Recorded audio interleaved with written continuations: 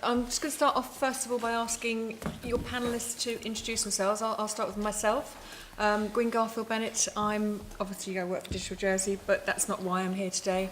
I'm here with my hat of Jersey Coders, which is the teenage coding club, which I set up 3 or 4 years ago now. Basically because I was disappointed in the tech education school, so that was the kind of remit for Jersey Coders. So that's myself. Hi, I'm Rory Steele, Assistant Headmaster at Bowlia Convent School. 7 years ago we were a first Google school, one of the first in the UK. 3 years ago we had a big Wi-Fi gigabit drive to become the fastest school in Europe, which was pretty good. I like to think of ourselves as fairly forward-thinking and just want to keep driving it forward. Deputy Rob Bryan's the Education Minister. I was responsible back in 2013 for bringing to the schools the Thinking Differently digital strategy. We've kind of delivered on that, and we're at the point now where we're considering Thinking Differently 2, the new strategy for 2017. And over to you, Benedict. I'm Benedict Lewis. I'm the founder of a tech startup, and I organise Jersey's Youth Hackathon. And I'm Rob Dudley, local developer, startup co-founder, mentor at the Jersey Coders Coding Club, mentor at the Digital Jersey Coding Programme, and one of 2 visiting lecturers helping to deliver GCSE Computer Science at JCG. Lovely, thank you. Okay, so we're just going to have an open discussion today. Kick off just with a very general kind of question to the panel. We've had a lot of talk about tech in education. Your government's done various initiatives. Are we happy with the state of tech education schools at the moment? Shall I kick off with Rory, as you're a teacher? The easy one to begin with. Well, from our perspective at Bowlia, I would say it's a little bit easier because we're independent and we can move a little bit quicker. I have certain sympathies for the department in having to think of every single person on the island, whereas we can just say to people, you don't have to come to Bowlia if you don't agree with us. But, is the big but, I don't think it's moving fast enough. We've been quite nimble, I like to think, over the last few years. I mean, it's been 7 years we've been a cloud school, basically, using Google services. It's not a new thing, and I think we're only still catching that up in the non-private sector. And that's disappointing for me. Okay. Benedict, you've just left education, and you've been through, you're a holier student, weren't you? Yep. So you've had quite a few years of it, so you've seen kind of some evolution in education, I'd imagine, over those years. I think it's definitely getting better, but as Rory said, it's not moving fast enough. And coming from Bowlia, which is the fastest moving school in Jersey, it's that much slower at Holier and the other schools. And I think it really shows with sort of this generation. Okay. Rod, do you want to sort of... Well, you ask Rob, and then I'll okay, you're going to do it. Yeah. Going for the big rebuttal. I mean, Rob, you're seeing it from different angles. You're seeing it as a business owner, and you're seeing it as in what's happening with the kids and the people you're teaching. Yeah, and also I'm seeing it as somebody who actually was let down by the first series of failings of education in a broader sense to actually handle IT and technology. I think realistically the local situation is not as good as it should and could be. There are small pockets of innovation, of attempts to actually move things forward. My biggest concern is, and it does come down to pace, it bears restating, but the reason for that is purely and simply the amount of time it takes to actually turn a student into a member of the workforce. You know, this is a 4-year, 6-year, 7-year cycle. And if we are only just starting to kind of dip our toe in the water, we've got 7 years before we reap those benefits. We're not moving fast enough, and we haven't been moving fast enough for the past 7 years. So what is it a priority for your government? It is a priority, and I think you see the government understanding that in all sorts of ways. And I'm not here to rebut some of it, because I think quite a lot of it is true. I think, and particularly yourself, when you started your coding club, you said at the beginning it was a reaction to where you felt education was at that point in time. And I think we were all sort of caught adrift by Eric Schmidt back making his famous speech saying, you guys in the UK, created the internet, but all you do now is teach people to use it. And I think that was absolutely true, which is why we came out with this strategy at that point in time. And I think we could always be doing things slightly quicker and slightly better, but it's always a consideration, particularly from the government, where we are compromised by the size of the education department and the size of the training and teaching that we do right across the board, not just in IT. And your description of it, you know, sort of, it's a big thing, and we have a lot to consider. Is absolutely right. But I think we're getting there, and I think the initial the government's initial funding for this, which is 3 million initially and then a further 3 million, 6 million, was highlighted for me when we brought over Clive Beale, I think his name was, from Raspberry Pi, at this initial point when he came over to see where we were. And was absolutely amazed at the sort of thing that Rory's doing in schools and Stuart Hughes is doing at Holier and different people around the island. Went back to the UK and was in one of the big discussions with the UK within weeks of coming over here, and had asked about where he felt everything was going. And he stopped dead and he said, yeah, I can't believe it. I've just come from Jersey. They've just put 6 million to get this kicked off and to get it working. And you're doing 6 million for the whole of the UK. You're having a laugh. So we kind of got there. We're on that journey. You've now got people like, in particular, Senator Ozov has done a fantastic job, very single-mindedly, put money into Gigabit Jersey, which is the background to a lot of what's happened now. Now he's in charge of the digital innovation stuff, and what we've begun to do is to tie up some of these loose ends. He was very much fundamental in making the digital hub and digital Jersey, so we're on that journey. And how it can move quite quickly, and this is not a reflection just right across the education strata, but my chief librarian was very keen on having a fab lab, and I said, okay, I don't really know anything about them, let's go out and see a couple. So we did. We went off to Exeter and Birmingham, and I really wasn't really keen on the Exeter Fab Lab. In fact, when we came out of it, he just said, this isn't going to work in Jersey, is it?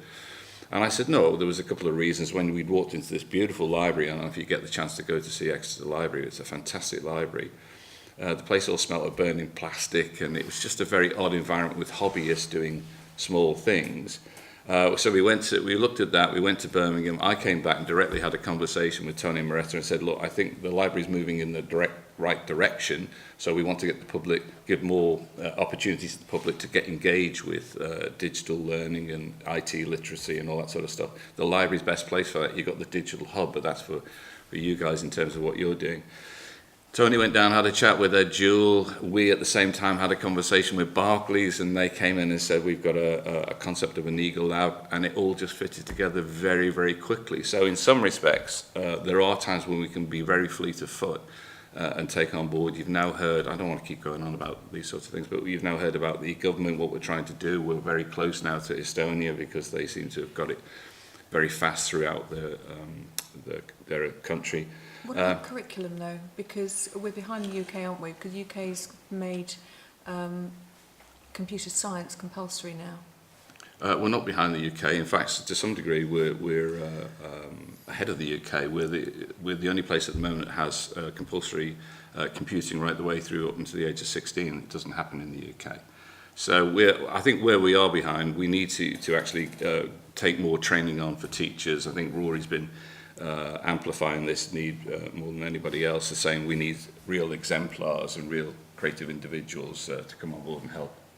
Okay, Rob, do you want to come back on that one with the question of the IT versus computer science issue?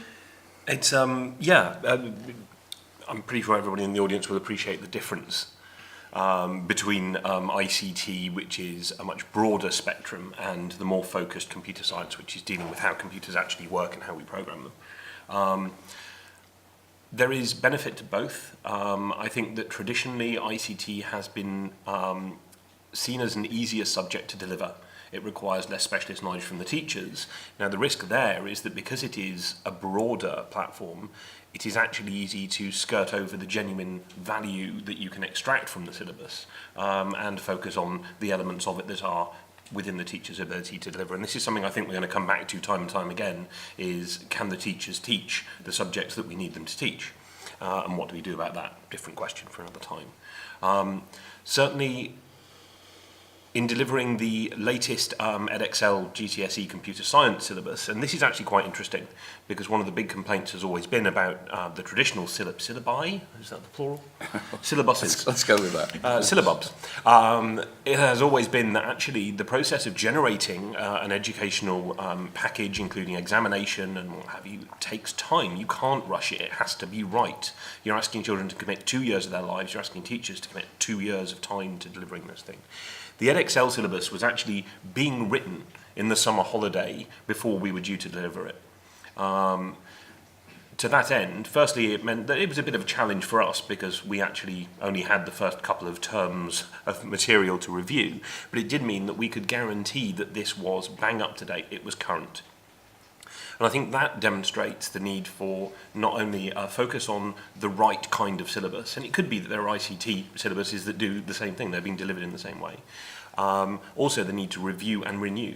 This stuff moves incredibly fast, and the syllabus, the minute we start teaching it, it's starting to go out of date, right? And also that we need to actually see what we can do to affect the cultural shift away from the traditional, well, I can spend 6 years developing a program to teach history because history doesn't change, to actually we need to find some form of educational mechanism that allows us to deliver on a subject that is incredibly rapidly changing. Rory, you're obviously leading the way at Bolio. You're probably the one of the most innovative teachers on that school in the island. Partly because you can be, I guess, with Yeah, I was going to say, it's as much as it massages the ego to hear those kind of things, I disagree with it. Not a lot of people know that 8 years ago, I haven't taught a day of ICT. I was a maths teacher, and somebody at my last school just suggested I went for the job at Bolio because I was a geek. And I literally went for it and got it. I found out later it's because I was the only person that actually did the digital presentation for the job of head of IT, which was slightly bizarre. And it boggles the mind. But I would say that it's not even money. Money's always nice. I'm never going to say no to that. But money isn't the issue. We don't have the skills on Ireland to teach a full computing curriculum right now, and I think that's just the honest truth. I was just given trust. My headmaster, being an independent school, takes full responsibility for my decisions. I can put him in prison, in blatant honesty, if I make the wrong decision. I remember the predecessor to Justin, the education director, sitting us down 4 years ago, it was now, telling us that going down the Google route was the wrong road. It was going to be horrific. We were going to get ourselves in all sorts of trouble with data protection. And sure enough, about 4 years later, everyone else is starting to join that boat.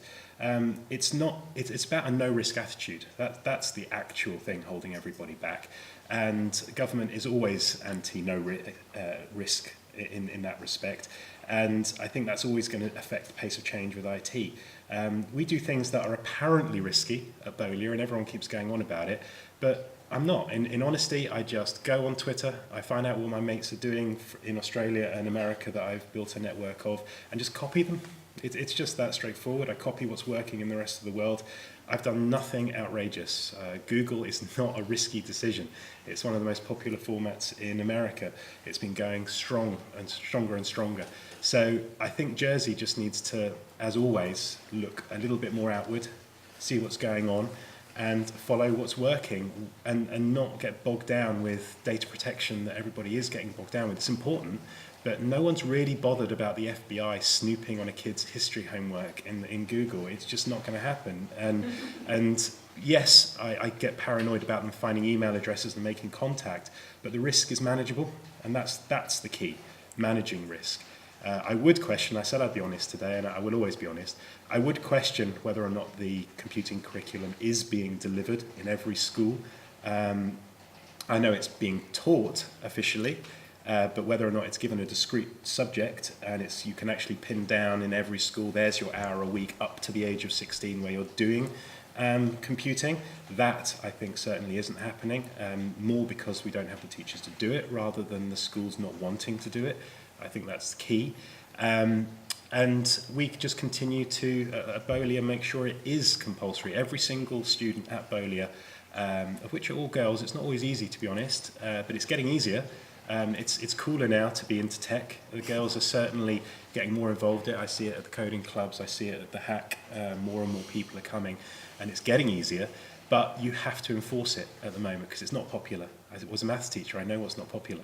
And computer science certainly isn't. IT was fairly nice. You could do the media, you could do all the nice plinky things. Getting drilled down into binary and everything that's not fun but is important is the way forward. Okay, I want to pick up on one of the points there because Benedict, you have a kind of a...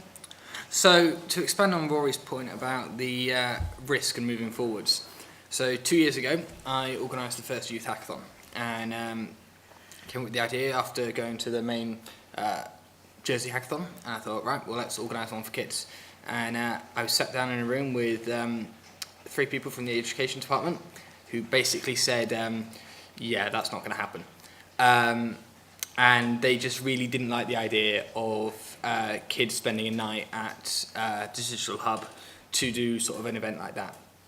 And in the end, we sorted out, we had several meetings, did about 8 rounds of risk assessment, filled out a lot of paperwork, did all the sort of permission stuff, and it was fine. And the event came, and it was sellout. We had 80 people coming, and we had to stop giving out tickets.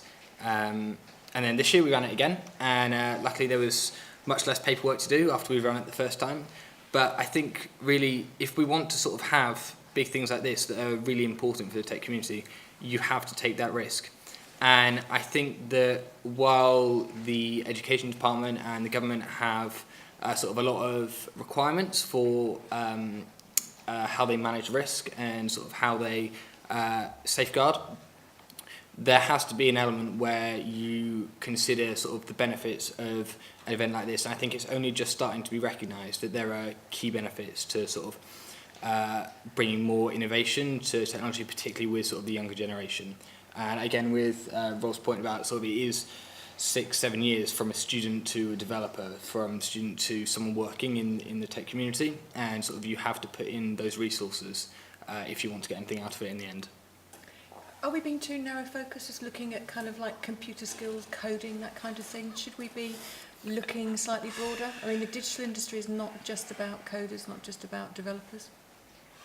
Rob, you're laughing? If only because I was part of a conversation yesterday, which was pretty much exactly this. Why are we so focused on teaching people to code? And actually, it's a really good question. And after a bit of thought last night, I came to the conclusion that actually we're not teaching coding, we're not teaching them to program. What we are doing is using a convenient object lesson.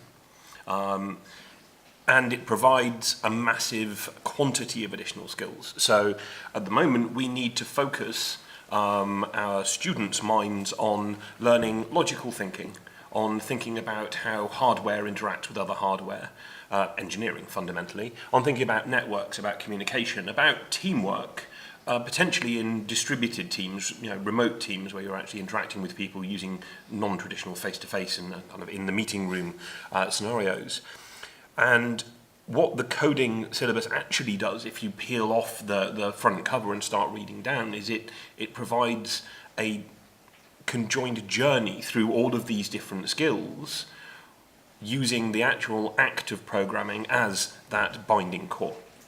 The other thing I would say is that it teaches some really, really important basic skills. Discipline is paramount in engineering. There is no such thing as a successful floopy developer. They just don't exist because if you don't write it right, it doesn't work. And the same thing applies to engineering or science or mathematics. There's very little fuzziness in the world of maths, right, Rory? It's another question. Also, it's ridiculous little things like, keyboard skills. We did a session on Thursday this week, again at JCG. This was for Year 9. And we'd prepped, we'd worked out all of the problems that we thought they were going to have to deliver this hour-long session. And we came a little bit unstuck when we realised that actually most of the kids didn't know where the tab key was on a keyboard. They don't know how to type. And you think, well, actually, given that they're all using an iPad or an iPhone smartphone, of course they can probably they can outpace me using 2 thumbs and some emojis, but the actual core discipline of what you need to operate in a technical world, and those don't change. You know, good keyboard skills, good communication skills, all of this is critical to being a successful coder. It's also critical to being a successful anything else in the modern world. And it's problem solving at the end of the day. Yeah, It's absolutely. about problem solving. Yeah, I mean, I have a completely kind of more radical thought on that coding is just logic. You know, that's all it is. And sometimes I think we're looking in the wrong place to address that problem. As I said, my history is in maths teaching, and I actually think that's where you should actually be teaching coding, or logic, more specifically. But we're tied with the UK government in whatever exams come out in that respect. It's the chicken egg scenario about being audacious as such, and you would use that word, Rob. But you look at places like Finland that, you know, are coming out now and saying they're not teaching subjects. They are, if you actually dig down and do it. But it's more kind of phenomenon-based or project-based learning in old speak.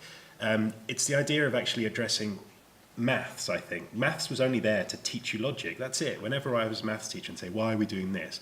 I say, because I'm giving you a set of rules, and you're supposed to use those rules to solve a problem so that when you go out into the world, that's a measure.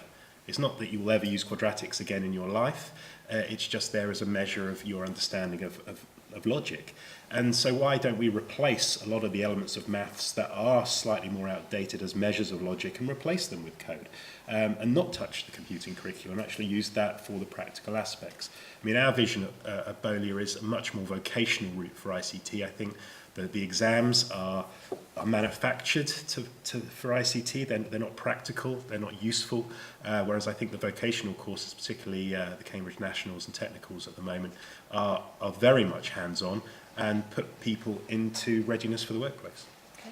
Roger, I mean, are you committed to coding as such? Do you believe in coding? Do you believe it's essential? Or are you just kind of looking at the whole curriculum thinking, you know, just general digital skills? What's... Well, it's an interesting question. I'm not, you know, I'm not sort of IT literate in the context of the experts sitting around me here, and I think actually this discussion is really interesting and articulates the complexities of what we're trying to deal with in education. I mean, Benedict and I first met. To be fair, I think I found you the funding for the Yes.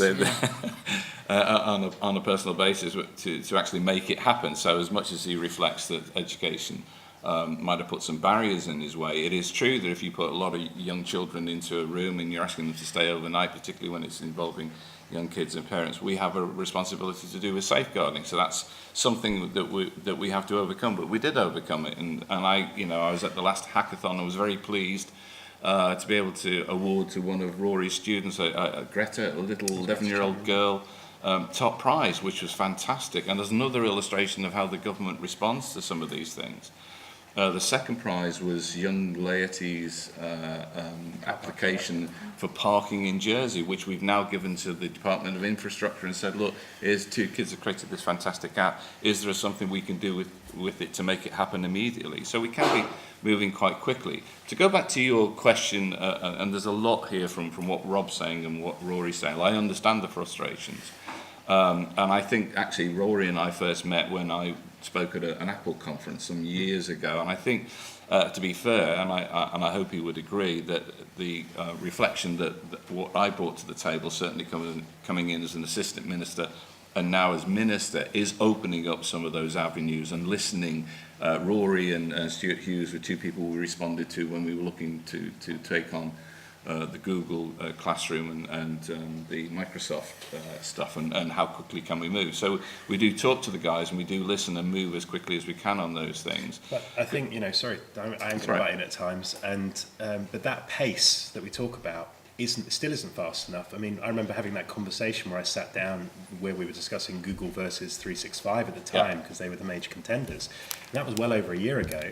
And the schools, while they have got an element of access to that, certainly don't have what they need to move forward. I mean, we're still in a position where a student in most schools cannot access the work that they're producing in school at home easily.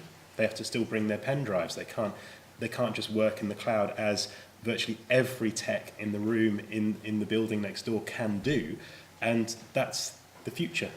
And they can't access today. It's now. You know, that's my problem. No, and I understand that frustration. You're quite right. I think, again, that sort of highlights the complexities of what we're dealing with. The education system and the curriculum itself. I mean, this is a hefty document. This is the curriculum. This is the new curriculum. And if you look at it and the breadth of it, computing and design and technology is that small part of it. And you've got all the rest to teach.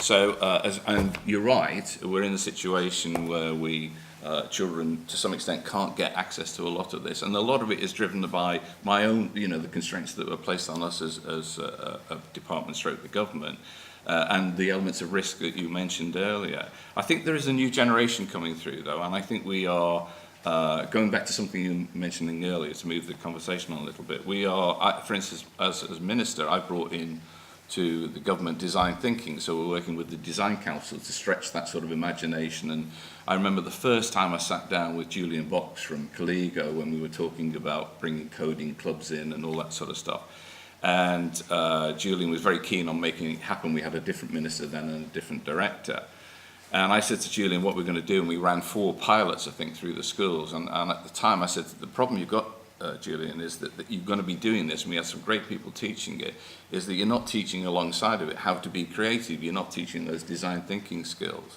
And he said, it won't be relevant, it'll be fine, we'll and in some respects this deals with your question of coding. Coding's the most important thing. And then he got to the end of all of the coding, and the kids just sat there because they hadn't got the sort of thing that Rob was talking about. Some of those problem-solving skills, they didn't have that sort of background in phenomenon learning. They didn't understand that what you do is you learn your coding, and then you look out into the world and you say, how can we use some of these skills that we've acquired to solve some of the problems out there? And that's where the 2 guys that were working on an application for parking did that, actually made that leap. And I think there are certain elements that we can address quickly, and some that are not. And I do understand your frustration, but I think we're getting there. Is the answer. Can I ask you again, though, because do you believe in coding going into the curriculum, and are you going to make it compulsory? Do you think it's very important, or are you just seeing digital skills as being an overall thing? I don't think it's a binary choice. I mean, I think to some extent I'm led by experts because this isn't my field,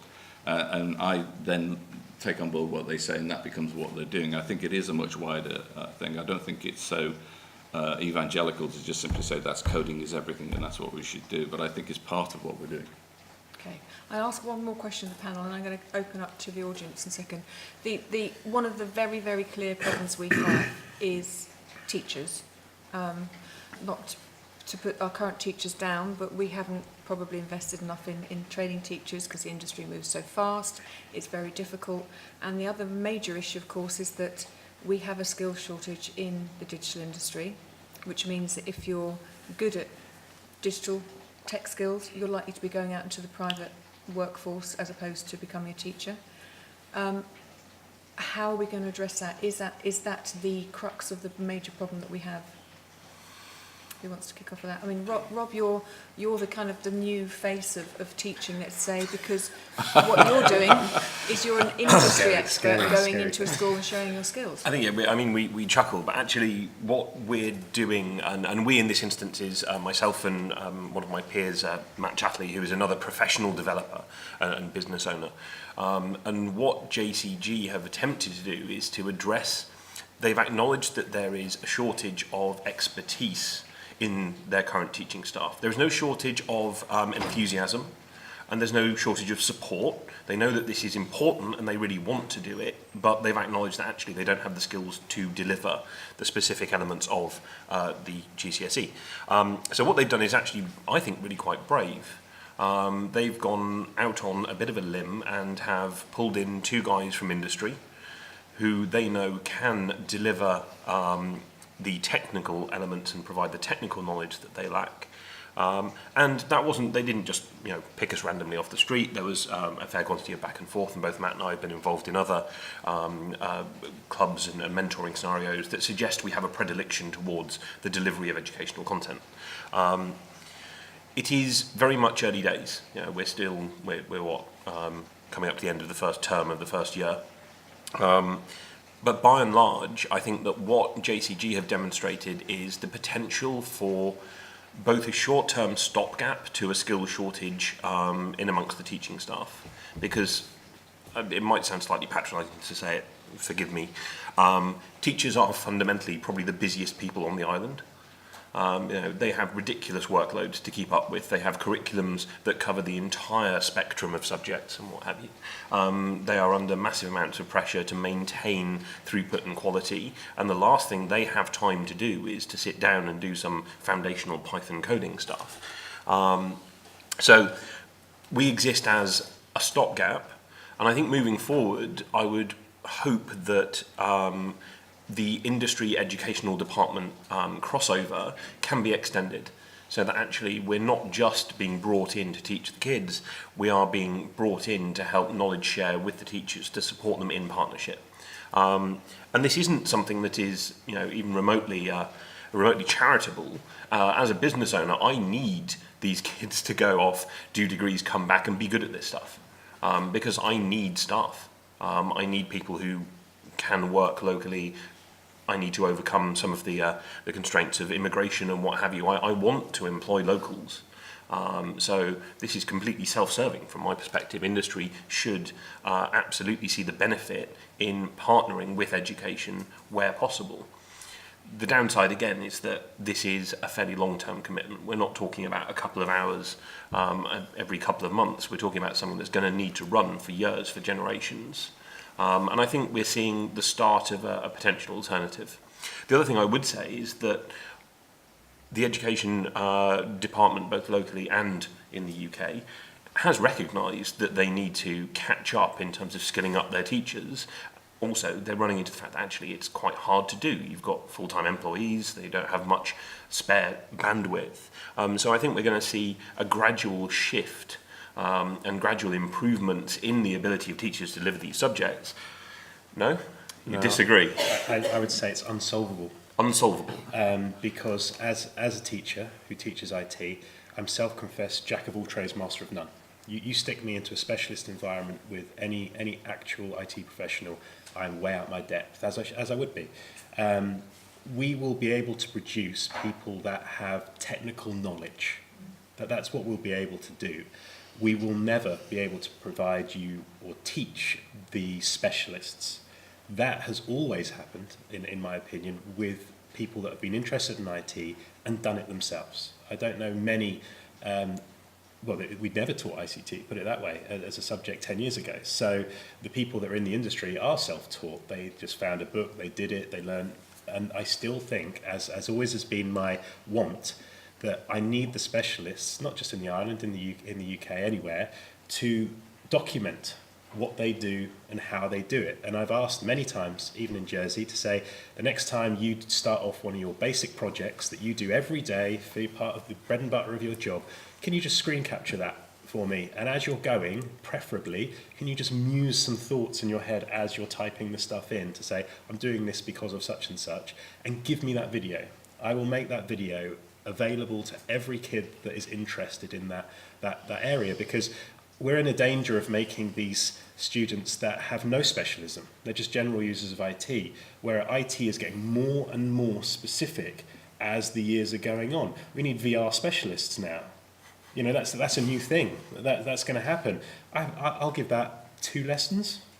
I'm not going to produce a specialist with that. Whereas if a kid's interested, my belief is ICT lessons should be open, and a kid should start at point A and then choose a path. And the difficulty or the job for the teacher is to guide these students down that path individually. And that's a mammoth task for a teacher to do. I'm not sure how practical, how easy that would be, but it's done through technology. It's done through flipped learning, which is just a method of videoing.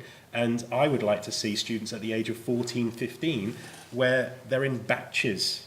You might have 6 or 7 different directions going on at the same time, because they're doing the element of IT that really floats their boat, whether that's media, whether that's music, whether it's visual, whether it's pure coding, whether it's whatever it is.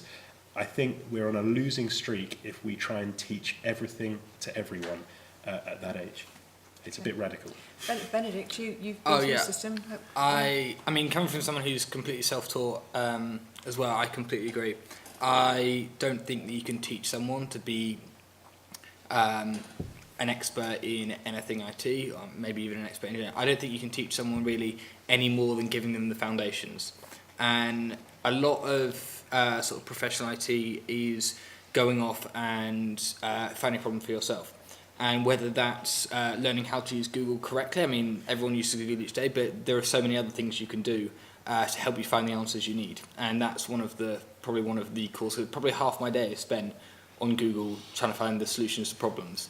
And it's then sort of getting into sort of tech community. There's hundreds of sites to ask other professionals questions, all free to use, and sort of contribute your knowledge. And it's very much a part of being a member of the wider tech community, and I don't think the schools can teach that.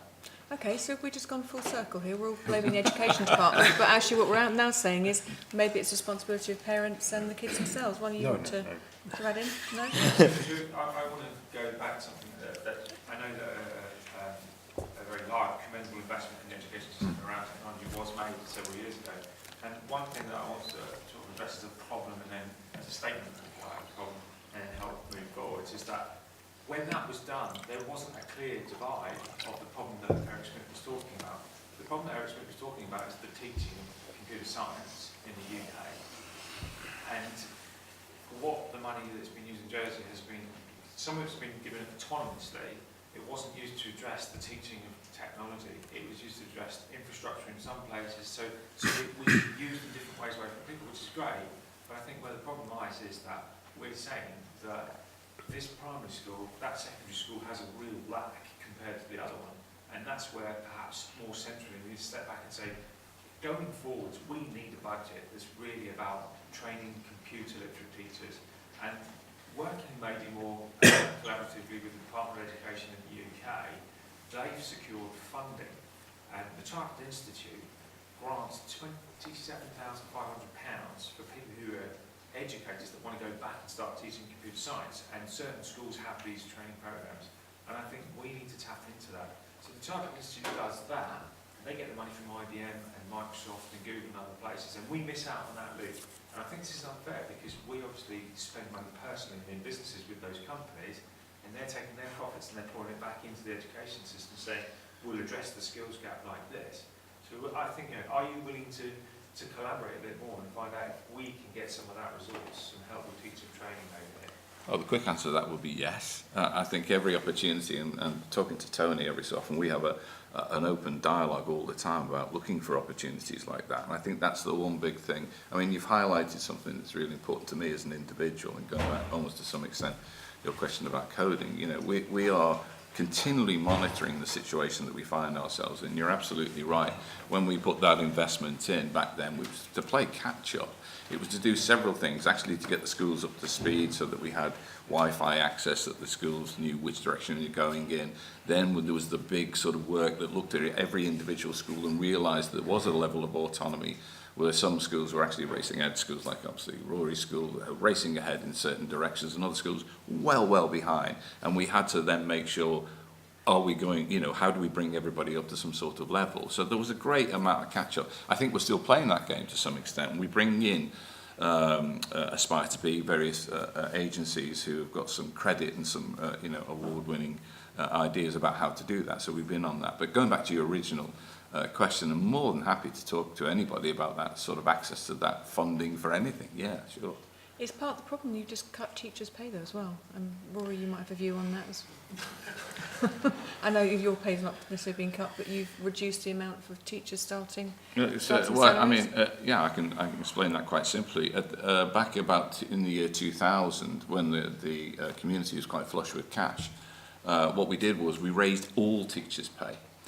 And so in the year I think over the last 4 years, we have been paying teachers, this is newly qualified teachers who access wherever are coming onto the island, 38,000. If you're a newly qualified teacher in the UK, you come out, your earnings are around 23,000. If you go to London, and this is on level 1, if you go to London, you're on 28,000. Our level 1 is 33,000. So what we did was we brought everybody in at level 3, and all we're trying to do is get some of that back. Now, the reason for doing that is if we can access some of that money, and there's a real potential problem with having everybody coming in at that level, is that heads of schools have to have what they call headroom. So their budget, there's a 100% budget in the UK. About 80% of that, to be fair, is spent on incomes for teachers, and 20% of it is what you use for all your resources and things. Over here, we've got a headroom. I know one school, there's about 93%. And the problem there is you've got teachers that are coming at such a high level of income, they've got no room for manoeuvre, no money to spend on these resources, the sort of things you're looking for. So what we're trying to do is to go back to level 1, which is 33,000. We're not cutting teachers' pay, we're actually getting back to the point we should be, and teachers will still want to come over here at that point in time. And then saying, can we use some of those resources, the very thing that actually Rory's talking about, can we actually distribute some of that funding to then bring over specialist teachers in IT? But I wouldn't have come back. I say that quite bluntly. Had that situation been the case when I was coming back from the UK, I wouldn't have come back for that difference of pay to Jersey, because I enjoyed living in England. It was that simple. I was in a lovely city, enjoyed it. I remember the phone call I got from my old teacher, that being Jersey, you know, he just rang me up and just said, we need a maths teacher, because it was shortage specialist, much like computing is now. And he said, do you want to come over? I said, no thanks, I'm enjoying Liverpool, it's a great place. Told me the pay. I went, I'm on the plane. I literally did. But racking it back to, let's be honest, equivalent to living in London, because with the difference of just living here and the prices that is, I wouldn't have come back for the same.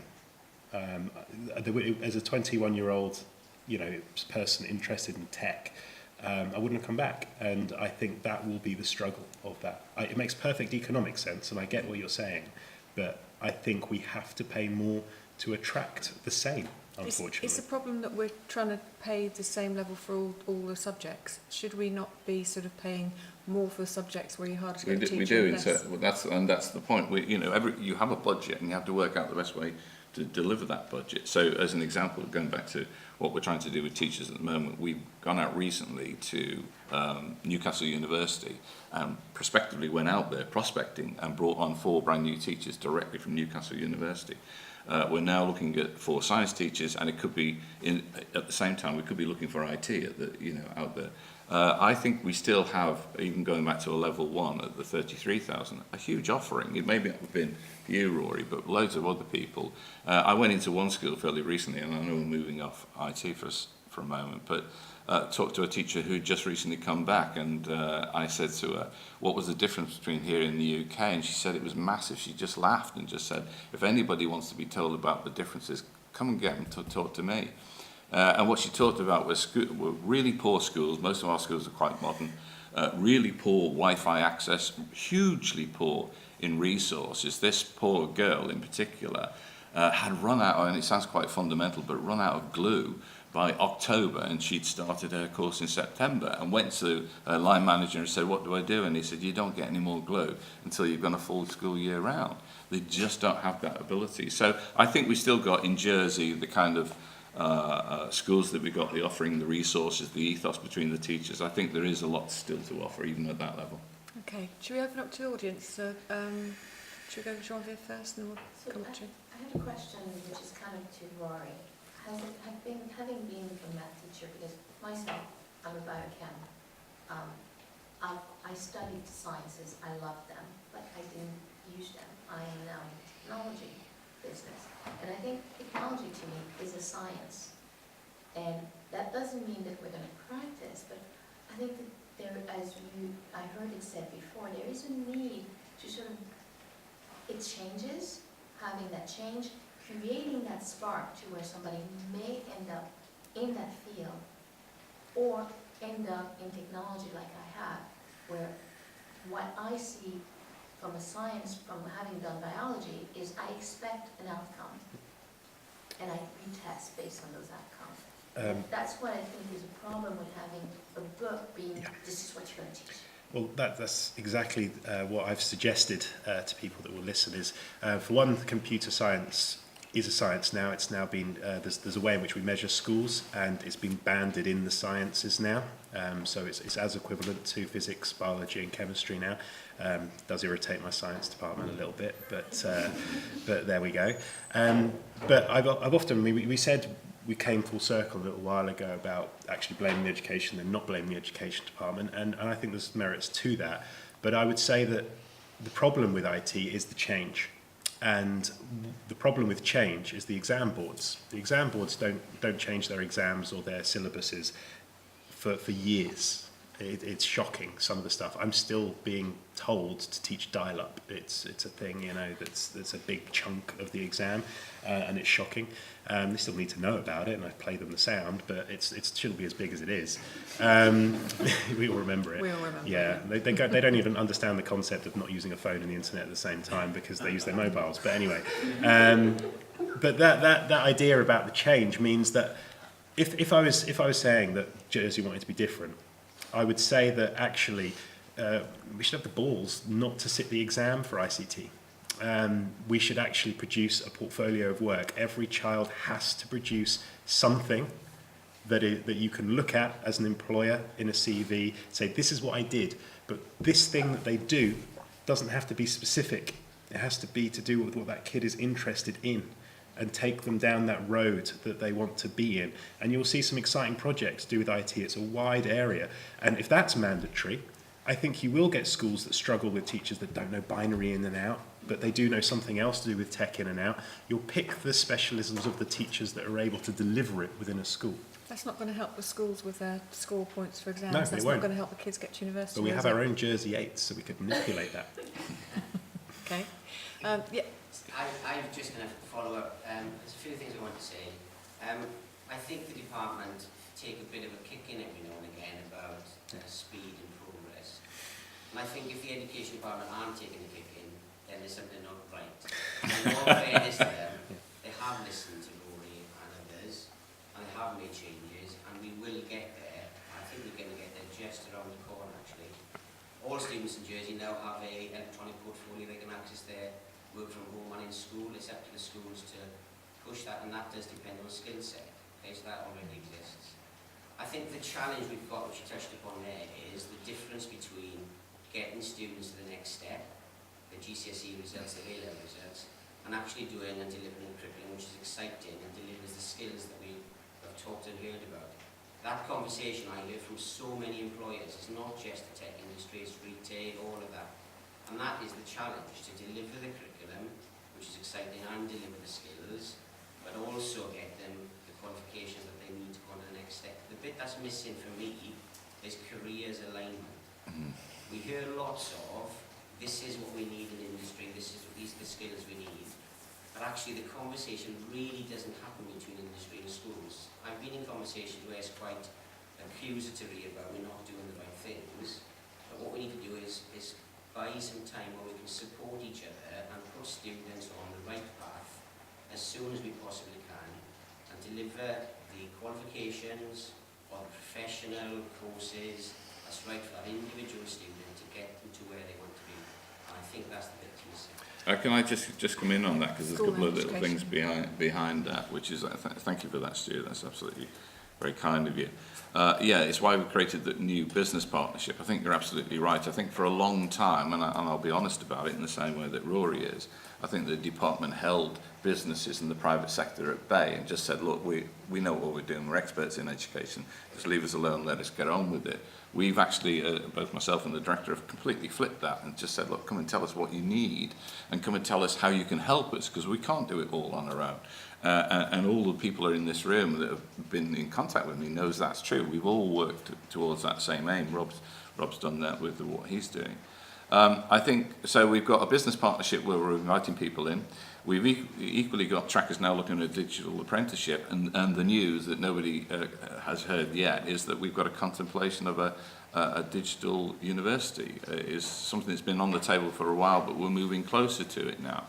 And there's a desire for that to happen, and it's been the concept of mine from the point I started talking to people about Campus Jersey, that we had really specific, fantastic teaching in various sectors, but the bit that was missing, and it came from a trip I went to when I went with Senator Balash to Malta to see what their offerings were, and I thought this is the real, to watch what they've done and how they moved, I thought we've got to replicate that. So that's when that conversation began to happen. So all of those things are going on in the background, and again, thank you, Stuart. I mean, I think the department tries to respond as quickly as possible, but we do have constraints, and we are trying to deliver a curriculum, you're absolutely right, that is flexible enough to do the sorts of things that Rory is talking about. Maybe he feels that frustration in a certain way, but there are people out there are teachers out there, the teachers at Hope Ballet as an example, who are not just, they're doing some really brave stuff. So a couple of illustrations, the teachers themselves are coming up with projects and giving the kids a lot of things to do, but the kids are actually going out there. So we've got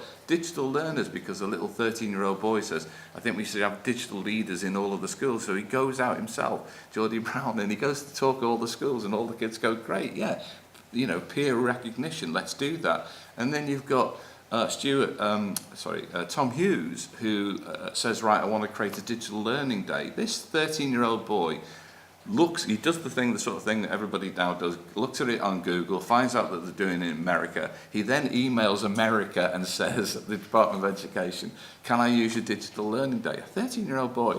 And they came back and said, who are you and what are you doing? And of course they said, yes, absolutely, go out and do that. And now I think he's into, next year he'll be into his third digital learning day, where he brought on people from the outside industries. Himself, his headmaster had the bravery to turn around. And you talk about taking risks and being brave.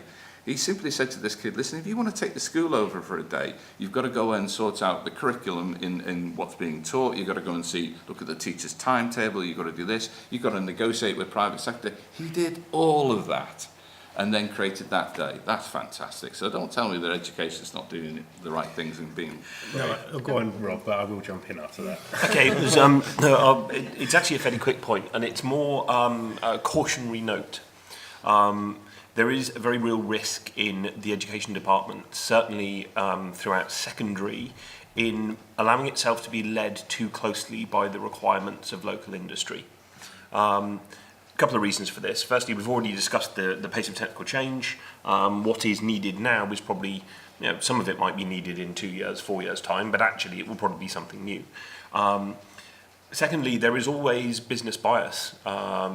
Jersey as a location has a very specific focus on its core business verticals, finance and what have you, and those require very different skills to a vertical that potentially was, say, focusing more on science research and development.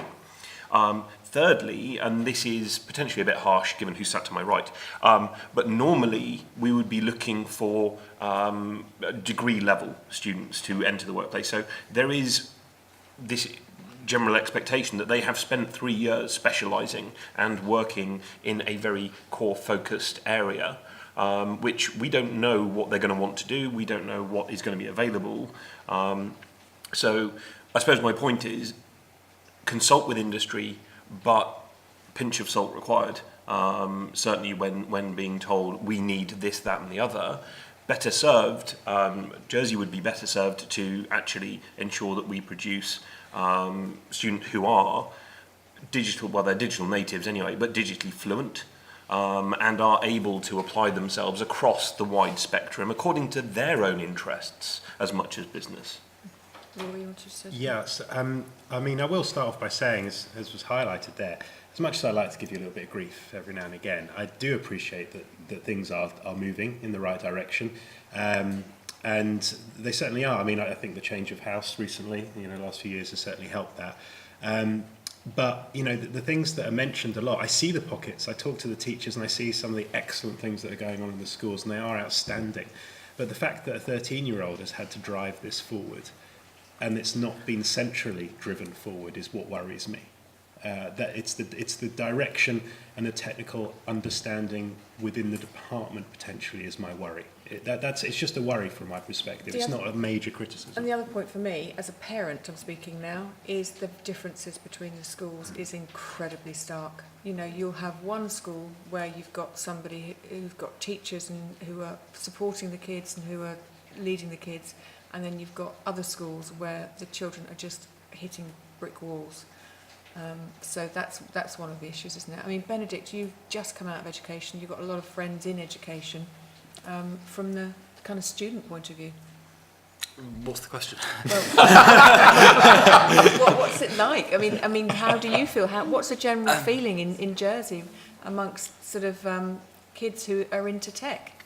I think that it's overall positive. I mean, we're very gradually starting to move away from sort of the cultural norm of tech being associated with geeky, less trendy, etc., and that is moving forward.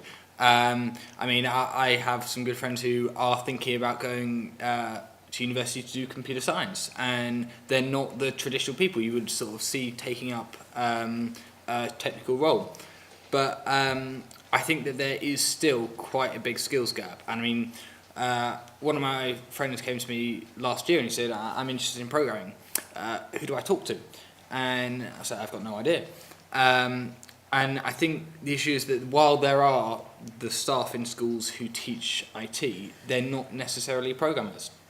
And they're not necessarily people who have done a computer science degree. They'll know the syllabus, but they may not know the actual sort of intricacies of being a programmer, and that's what people interested in computing want to learn. And it all comes back to the whole sort of self-taught nature of being into sort of programming, that sort of thing. And I think that what teenagers want is they're happy to teach themselves, but they need the resources to do that. And I think the most important job for the education department and for schools is to provide the resources and the support and the guidance to help people learn themselves. And there's definitely interest there, and I think it's just a matter of they don't know how to take it forward. And I think if they're given the resources they need, I think that there will be a sort of a bigger uptake of computer science and sort of more people interested in that. Any parents in the audience want to comment on that? Tony, you're a parent. Comment on that and a question as well. I can see one of the things that strikes me is the challenge is how do you prioritise digital and tech skills? And I can see that's hard to prioritise in Jersey. I know if Rod does stand up in public and says we should be prioritising computer science, you just know people are saying, well, why is that more important than French? Why is that more important than, oboe playing? Why is that more important than geriatric? And we need to educate parents that it's more important. And if their child wants a job in accountancy or banking, they need technical skills. How do we educate the heads? How do we get them to prioritise? How do you educate the education department? Maybe some of the people have been there for years. My assumption is only by having exams will the heads think this is important, I'm going to get marked on this. Frankly, if we look at the response from the schools to Tech Fair, some of them have been great, some of them have been absolutely and utterly pathetic, if I'm honest about it. No response on not interested in bringing the kids, and maybe that's because they don't have some of the staff. So, it's easy to criticise. I know, Rod, your department has loads of challenges. They have to prioritise maths and English and everything else. How do we what are the best ways of prioritising digital skills in Jersey? For me, you do the sort of thing that you have done here. I think you haven't been particularly... I think that one of the problems, I just mentioned this earlier because you were talking about numbers being slightly down and stuff, is that when you talk about tech fairs and stuff, people have a concept of it. If you're a parental view, would you come to a tech fair? I think it's more about what there should be is, and what I was trying to say in the little speech when I was opening up, is that opportunity for kids to come in with that sense of awe and wonder, all these sort of things that have disappeared in our lives now, because it's all around us. There's this constant noise, white noise of the internet and kids constantly on their phones and all this sort of stuff. And we need to have, at a very early stage, as has happened in some of these things, I was watching some of it yesterday, where kids come in and see for the first time something and they think, oh my God, and they get woken up to it. And that sense of connection suddenly makes it happen. So I think that what you do moving forward is, particularly with this event, is perhaps rename it, is get more people involved in it, people more understanding about what it could offer, and what those connections are, and doing the sorts of things you are doing, which is filming and tweeting and beginning to put it into the public domain. Our bit in education is trying to bring all of those qualities together, and actually if you listen to all those replies that I've just had, it does prove, and as you've just said, it's very complex out there, what everybody's needs are. going back to what Rob was saying earlier, we, at the very beginning of the digital strategy, had businesses saying, this is what we need this, you're not delivering this. And now we've got Rob saying, well, hang on a minute, take all of that with a pinch of salt. So I think what we're trying to do is, Stuart's absolutely right, I think we're on the cusp of getting there. I think what we've got to do is, amongst all of us, is actually take that opportunity to amplify what the needs are. Don't get focused on it's just coding, or it's just this, or it's just that. Begin to do the sort of things that Rory's talking with, phenomenon-based learning, understanding what that means. And I'm a great advocate of all of that sort of design thinking and creativity. So I think we're getting there, but just get that, begin to market it in a better way. So parents in particular don't feel it's in one little box. It's, as everybody has been saying here, it floods into so many parts of people's lives. I'd say for me, it's not going to go anywhere if you don't remove the fear within schools from the teachers. There's a lot of teachers that simply don't know about tech. They're not digitally savvy, and that will pass on to the kids themselves. I mean, we teach the boys and girls at sixth form at our place, and one of the boys from Vic came to me, and his very first comment to me was, "What are your thoughts on singularity?" And I felt it was a test, and I'm pretty sure it was a test to whether or not I had the wherewithal to have an answer for him. As soon as I mentioned some quantum computing, he looked okay, and he just kind of wandered off. And that's the thing. If the kids themselves know they're not being taught by someone that understands it, has no fear of it, I think you're starting off on a losing battle, and that is a training issue. Colin, you've got commented. Just want to draw a little bit of a parallel, because I think some of the problems that you're seeing is that you're trying to teach computing, and no disrespect to Rory, like other subjects, maths, English, and all the rest. Okay. The difference is, if you teach computing a bit like athletics, okay, different people can do what Rory's saying, go off on different streams and obtain coaching from the industry specialists in that area, because every school doesn't have a javelin coach, they don't have a discus coach.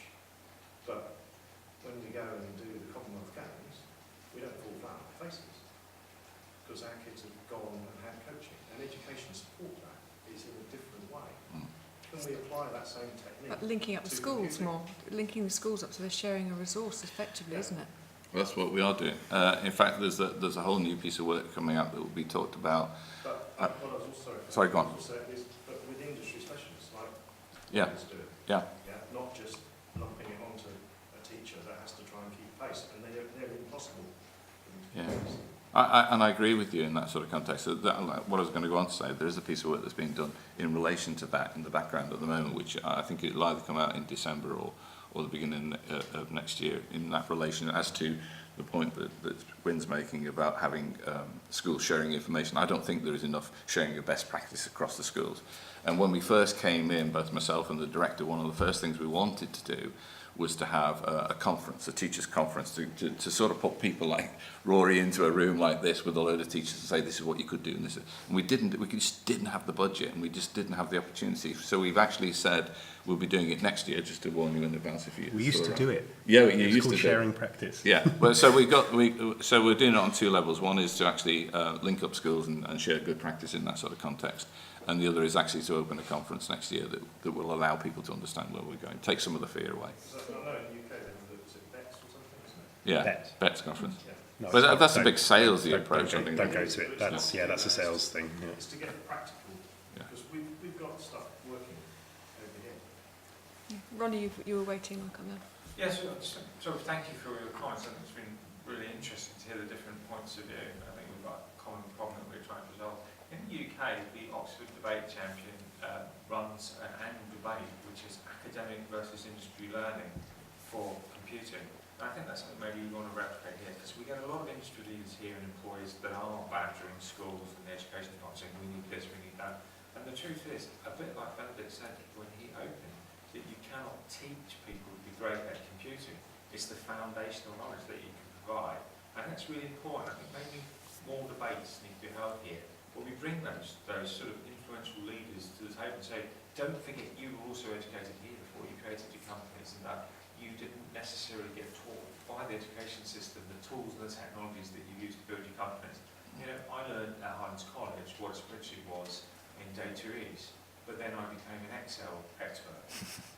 And it's actually that I probably forgot that I did understand spreadsheets before I first used Excel. And that's really important, that if you can't keep up with the tools, that foundational knowledge, that computational thinking is something that you can teach. So as a parent, that's what I want my child to be taught. The foundational skills that will enable them to self-learn post-school or during school if it's not a topic that school specialises Well, we've in. all got to keep learning throughout our lives, haven't we, effectively? So perhaps more industry versus academic learning debates should take place where we can explore that together and challenge each other for what's right and wrong. We've got to wrap up soon, but Jean, have you wanted a quick... This is a quick one. One thing that for me I find problematic is we keep talking about the creation process. So building the code, all of that. That's great, you need that, but you also need the skills to make sure that the people, because sometimes technology builds solutions which are not required, and the person who actually does this translation is also required, and you should be spending time. So you need to have the basis to be able to do it, but you also need to develop those skills, those communication skills, which allows you to talk to the users and to the technologists to then get to the solution that is required, not perceived. Yeah, so a mixture of softer skills as well. Okay, I think I just want to go across the panel one last time, having had this debate, just to sort of ask, summing up, how do you see going forward, sort of tech education, Jersey? What would you like to see if you had a wish list and you're sitting next to Rod and say, what would you like to see happen? Access to specialists for me. I think one thing that has been overlooked in this conversation, because it's just been underrepresented, is the primary schools. I think the primary schools model was actually working very, very well. And they had a team of people going around to educate the primary sector. And I think that needs to be reinstated in my personal, but not just reinstated, moved forward into the secondary schools as well. With even a different batch of specialists going through. It has a cost implication. I know in Jersey at the moment that is the ugly word and the elephant in the room, with no money available to anything, anywhere. But for me to move that forward, I think replicate something that was working, bring it back and extend it into secondary schools. Rod, anything that you've heard today? Well, that we you are would doing take that forward? in direct answer to Rory. We're using the same company to do that again. So, and I agree about the extent. But what Rory's talking about, that's the funding for that stopped now, hasn't it? The primary schools. Yeah, teaching, well, and the funding for stopped. computing skills and everything, it's all part of our budget. This is why Rory's right, we're so circumspect about where we do put it, but there is a budget that goes into the computing side of things, and that is, we've already got on board what he's asking for to some extent anyway, and we'll carry on doing that. And what I appreciate here today is an openness and an honesty about some of the things that are difficult for us to take on board, but I think we're on route. I think we're on track. I hear what Stuart's saying. I think we're on the cusp of getting there. I think within the next couple of years, and I may not even be minister when it happens, but I think generally with everything else that's happening out there from the government's perspective, the digital agenda that we've got, the digital strategy that's being put together, I think we're on track. I think there are some challenges, and I hopefully we're listening to what you're saying and we're meeting those, but there's some way to go. Benedict from... I think some better education for teachers and staff. Again, what Rory said about bringing in specialists. And I think a sort of bigger move towards helping to build foundations and then supporting students as they go off and learn themselves. And whether that's allowing them to dedicate class time to that or providing the resources sort of outside of school as well. Rob, I think you're going to be very busy because it seems to be that industry specialists are in need. I'd welcome it, to be honest. I would be very, very happy to spend much more of my time collaborating with education if it had the required benefit, the required result. The main thing I'd like to see is slightly different. I'd like to see an acceleration in the required cultural shift within education. And this goes back to Rory's point about fear. We need to get rid of that completely. We need to educate our educators in risk as it applies to the new world. And that is a finger that I will point firmly at the department, because this has to be top down. They know that they want to do it, they know that they can do it, but we need to basically get them to the point where they feel that they are allowed to do it. You know, we had as Tony said, some 320 students attended this event yesterday, out of how many? Why were the rest of them not absolutely champing at the bit to be here? Why are schools still in this position where they're like, actually, we've got this event, but because the kids would love it. And it's not about branding. I'm sorry, Rod. It's not about what you call it, because you can communicate that to the teachers and the schools. They know what this event is. They are just finding themselves in a position where culturally they can say, and that's unacceptable, needs to change. I appreciate that there is always difficulty in potentially selling some of this stuff to the public. And I've got my little stat written at the bottom of my iPad here that came out of the World Economic Forum. And if you need a reason to justify some of these harder choices, consider this. They predict that by 2020, 7 million jobs globally will have been lost through the advancement of technology. Now, other jobs will have been created, but those jobs will only be available to those who have embraced and grown with a solid technology educational foundation. If we want to convince local parents, local groups, that this is something we have to do, we merely need to point out that in the next 4 to 5 years, there will be an acceleration of removal of those workplace opportunities that perhaps are currently available to those who are not technically fluent. Indeed. And just because I'm a teacher and I do like to get a last word a little bit. He's a politician next yeah, to you. yeah, Don't say that one. Can we hear for a while? I mean, I will say, for as much grief as sometimes we give Rod, in all the years I've been teaching, he's been the first education minister to actually make himself publicly available and to take the criticisms when they're there. And I think, I'll still vote for you, Rod. He wants a pay rise. Yeah, I'd still want to work maybe with you. Great. Well, thank you very much to all of you on the panel. It's been very interesting. Thank you. Thank you.